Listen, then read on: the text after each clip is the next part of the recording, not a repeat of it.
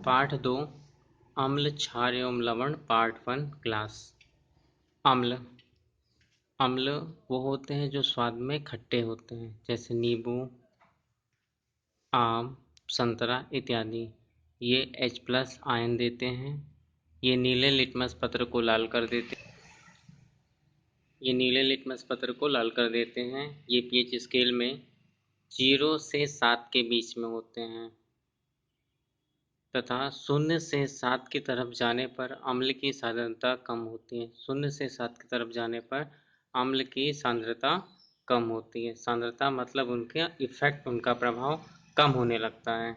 7 से 0 की तरफ जाने पर अम्ल की सांद्रता बढ़ती है। 7 से 0 की तरफ जाने पर अम्ल की सांद्रता बढ़ती है।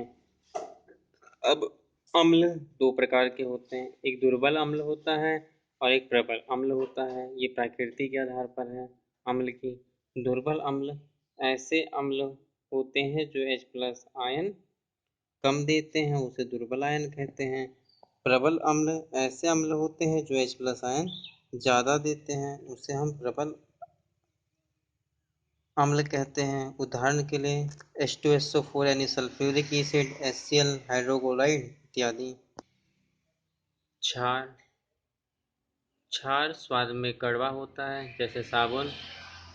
ये OH- आयन देता है, यानी हाइड्रोजनियम आयन देता है।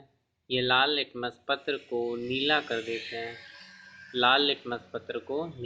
देते हैं। ये pH स्केल में 7 से 14 के बीच में होते हैं। pH स्केल में 7 से 14 के बीच में होते हैं। 7 से 14 की तरफ जाने पर अम्ल की तीव्रता बढ़ती है। 7 से 14 की तरफ जाने पर अम्ल की तीव्रता बढ़ती है। 7 से 14 के बीच में होती है। 7 से 14 की तरफ जाने पर अम्ल की तीव्रता बढ़ती है। 14 से 7 की तरफ आने पर अम्ल की तीव्रता कम होती है। दुर्बल क्षार ऐसे क्षार जो OH आयन कम दें, उसे हम दुर्बल क्षार कहते हैं। यानी उनमें हाइड्रोजनियम आयन जो होता है वो कम होता है, उनका अभिक्रिया में प्रभाव भी कम होता है।